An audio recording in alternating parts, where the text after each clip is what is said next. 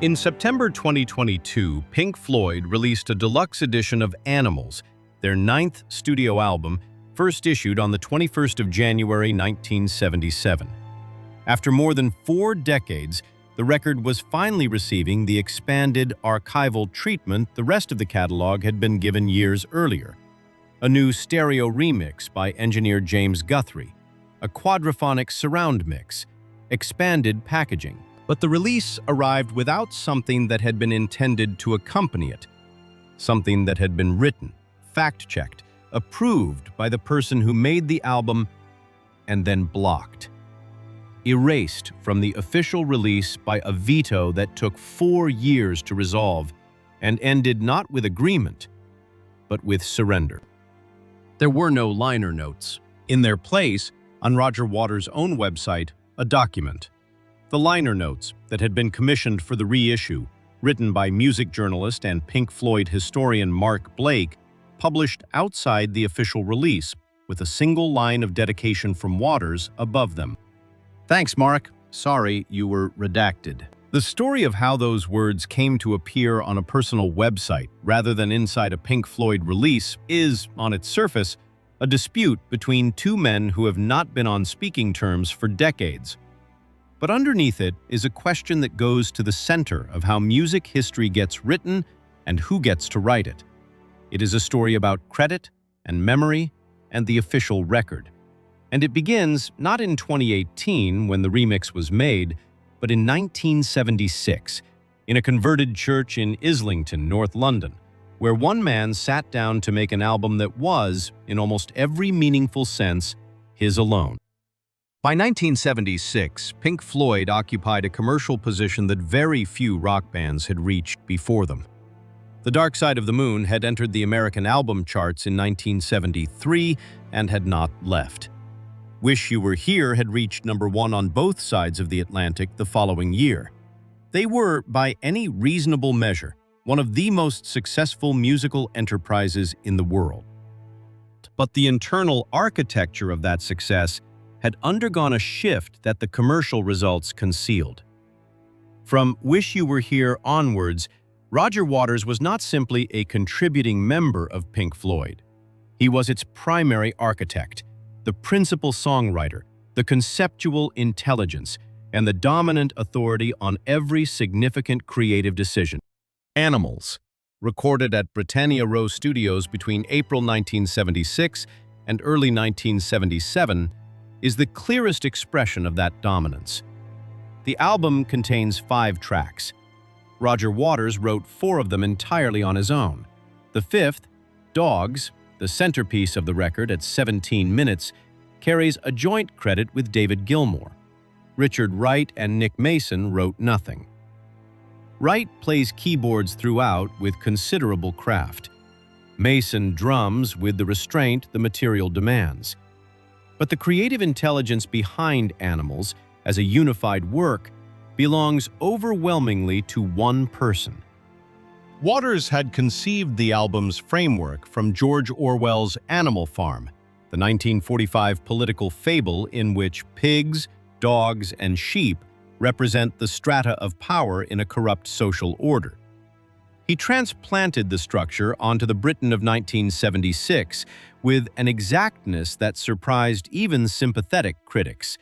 The dogs, as the enforcers of corporate and managerial power, the pigs as their beneficiaries, the sheep as the compliant mass who make the whole arrangement possible and sustainable.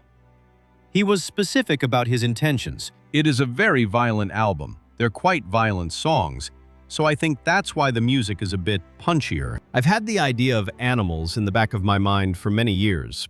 Sometime in the middle of the recording, it seemed like the right thing to tie it all together. It gave me the lead to rewrite the lyrics. The critical reception on release was divided, as it often is when a successful band makes something genuinely uncomfortable. The NME called it one of the most extreme, relentless, harrowing, and downright iconoclastic hunks of music to have been made available this side of the sun.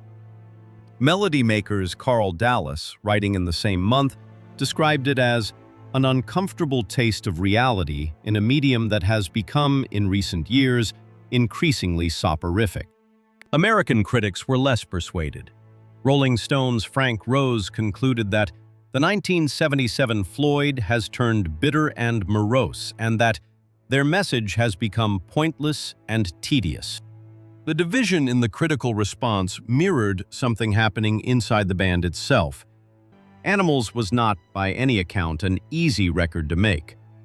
The recording at Britannia Row, a facility the band had purchased and converted specifically to have control over their working environment, was characterized by a creative dynamic that was becoming increasingly difficult to inhabit. Richard Wright, Pink Floyd's keyboard player since their formation, reflected on the sessions in an interview with music journalist Mark Blake in 1996. His assessment was frank.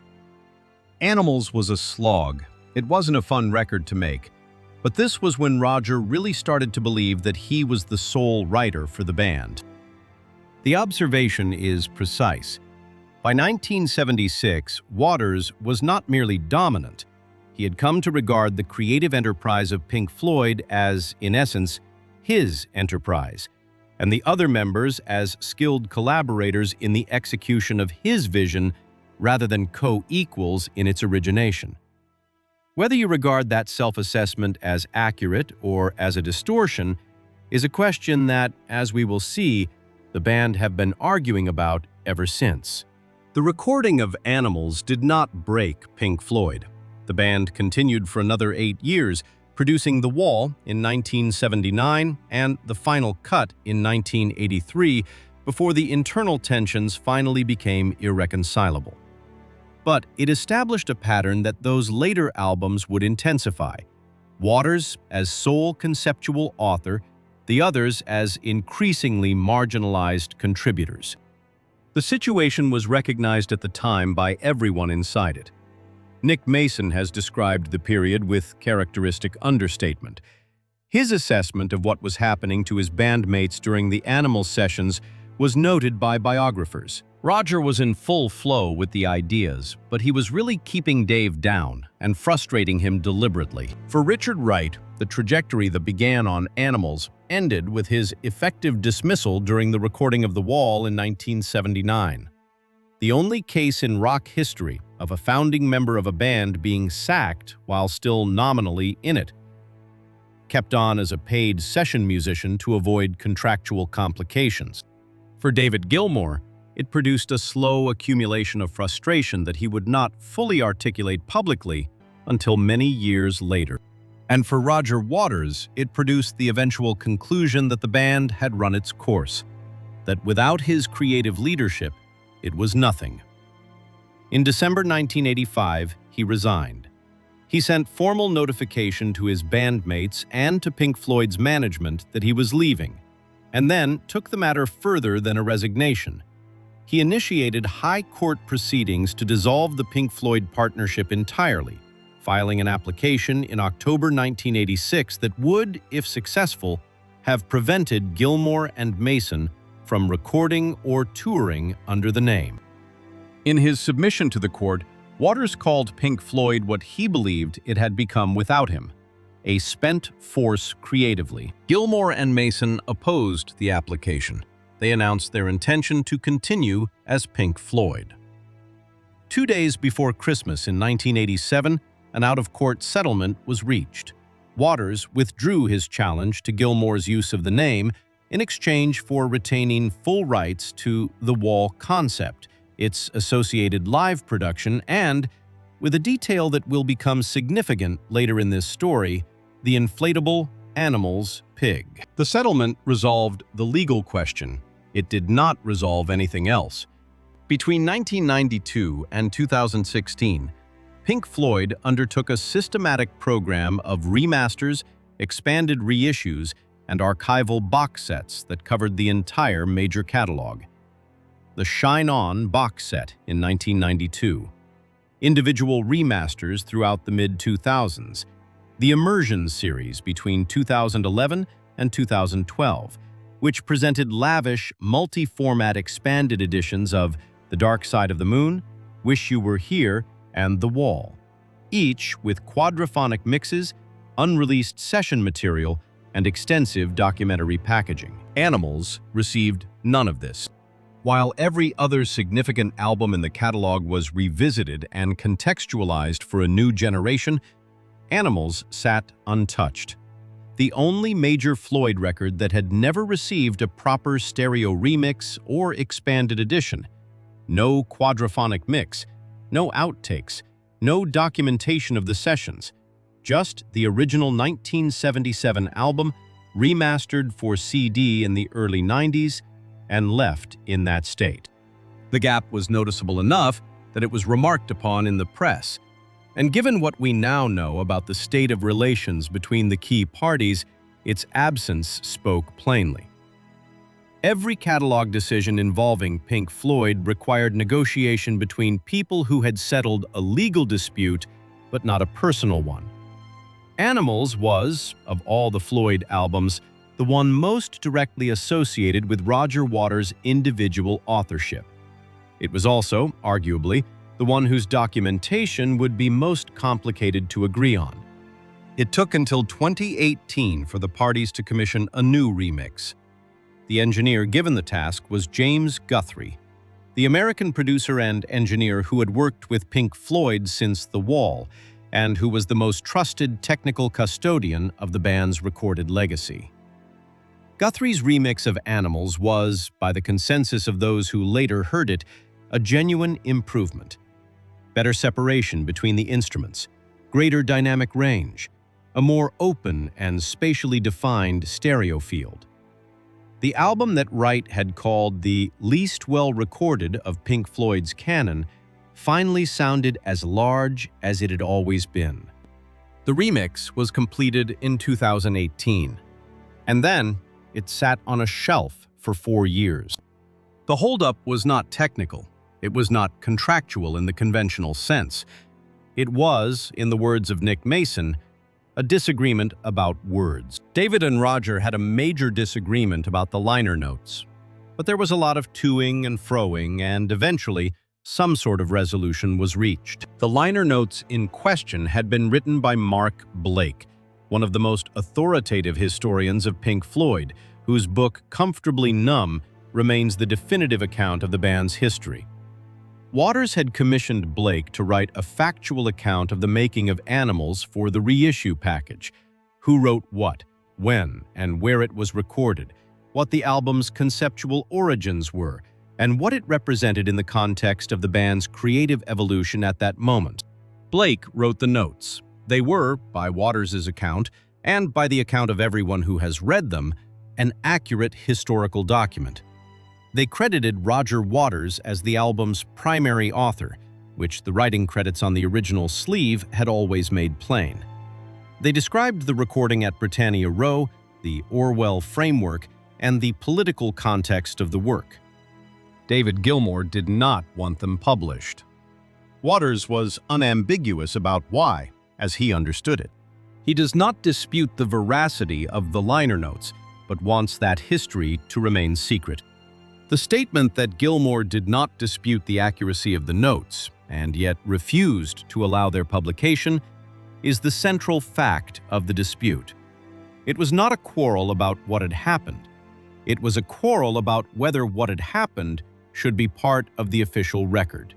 Gilmour's position, as Waters characterized it, was essentially that Pink Floyd should remain mysterious, that the band's appeal depended on a certain withholding of the mechanics.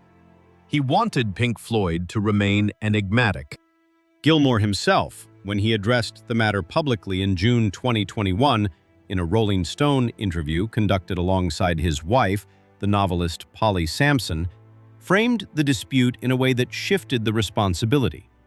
A very lovely Animals remix has been done, but someone has tried to force some liner notes on it that I haven't approved, and, someone is digging his heels and not allowing it to be released. He elaborated on his objection to the notes themselves. Pink Floyd never had liner notes. It's only an issue now because someone wants them, and they got a journalist to write some, and I didn't approve them. Two statements, both from primary sources, both taken on their own terms, internally coherent. Gilmour's position? Pink Floyd never had liner notes. Requiring them now is a departure from established practice, and he has a right not to approve them. Waters' position? The notes are factually accurate. Refusing to publish accurate history is an act of suppression. What neither statement addresses directly is the question underneath both of them. Why, specifically, did Gilmour not approve notes that he admitted were accurate? By May 2021, the standoff had become public. Roger Waters, unable, as he noted pointedly, to post on Pink Floyd's official Facebook page, made his statement on his own platforms and website. The opening sentence of that statement contained its own indictment. As I am banned by Dave Gilmour from posting on Pink Floyd's Facebook page with its 30 million subscribers, I am posting this announcement here today and in full on rogerwaters.com. The statement was precise and wide-ranging. Waters published the rejected liner notes in full alongside his own account of the dispute. He was explicit about what he believed was at stake, not the remix, not the technical quality of the release, but the official historical record of who had made what. This is a small part of an ongoing campaign by Gilmour and his wife Polly Sampson to claim more credit for Dave on the work he did in Pink Floyd, 1967 to 1985, than is his due. And then, in the language that characterized his most unguarded moments, he has, for the last 35 years, told a lot of whopping porcupines about who did what in Pink Floyd when I was still in charge. The specific accusations were not vague. Waters cited a 1982 Rolling Stone interview in which Gilmour had discussed the creation of the famous tape loop that opens Money, the piece of music that had introduced The Dark Side of the Moon to its first listeners in 1973.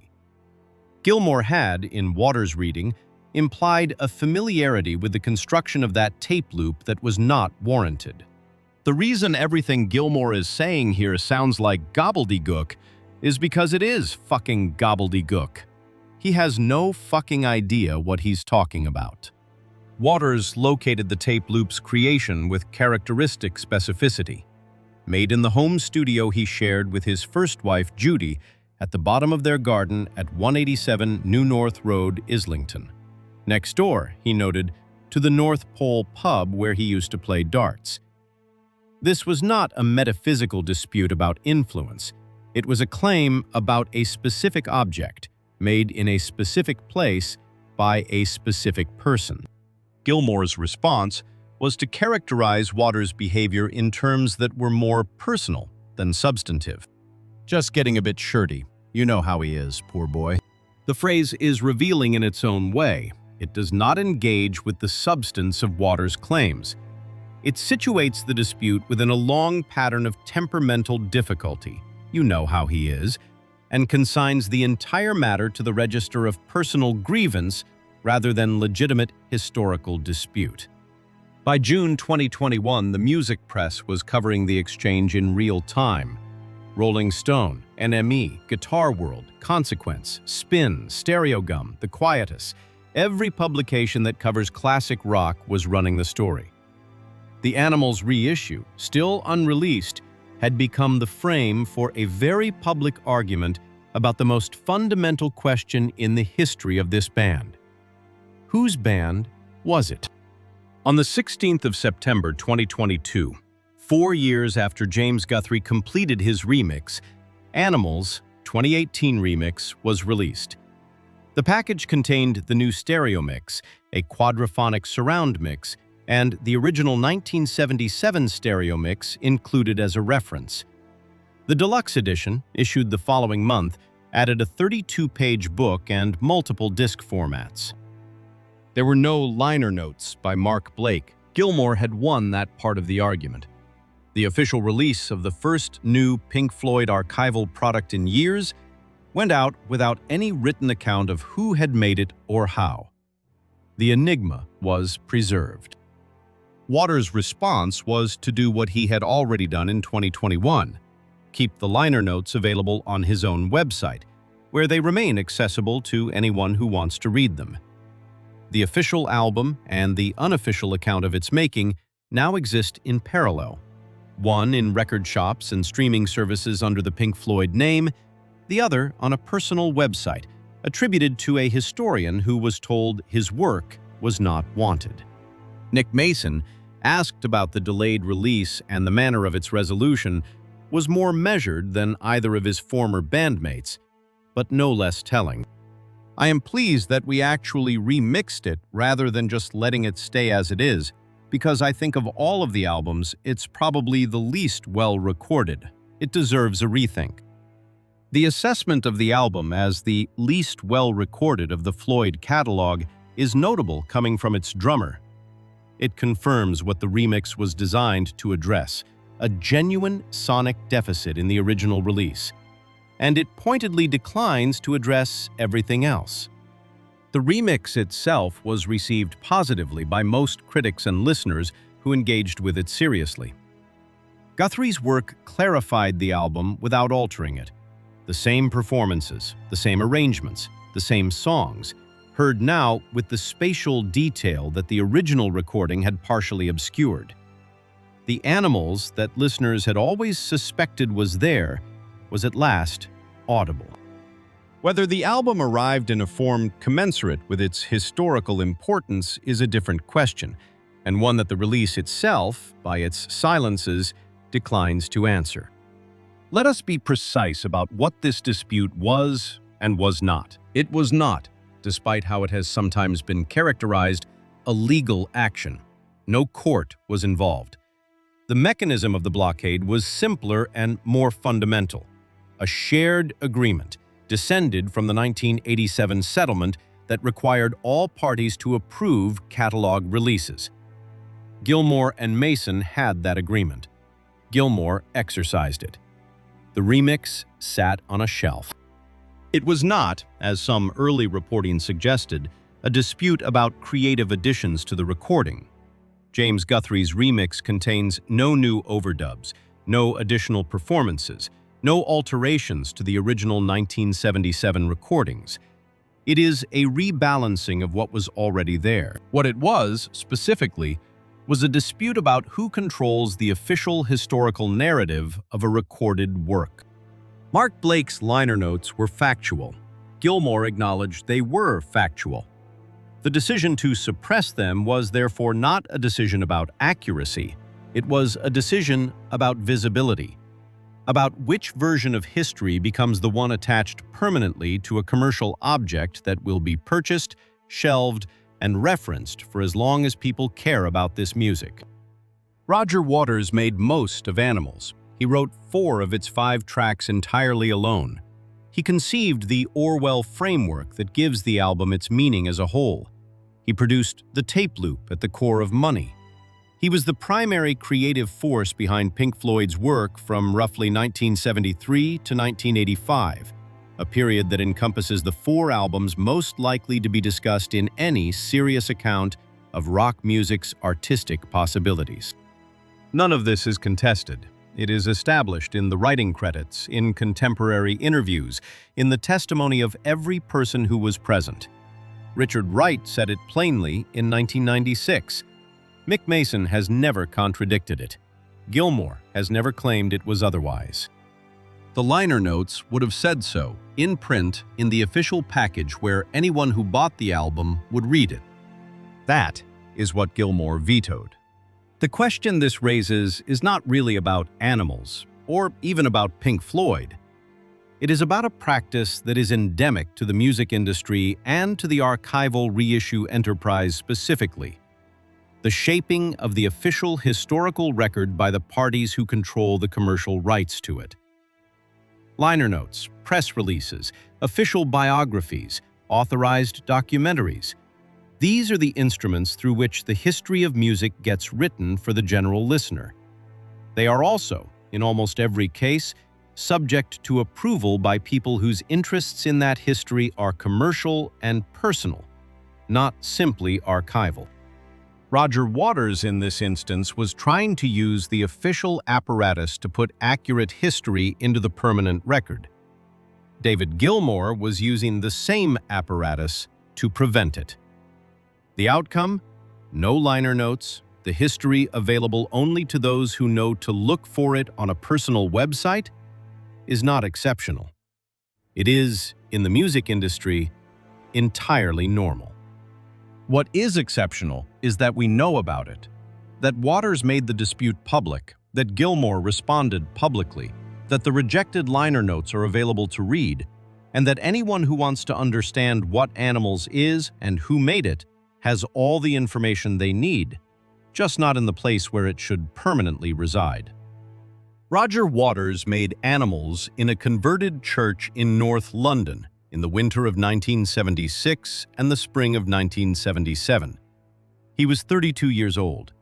He was at the height of his creative powers, and he had something urgent to say about the world he could see from his window.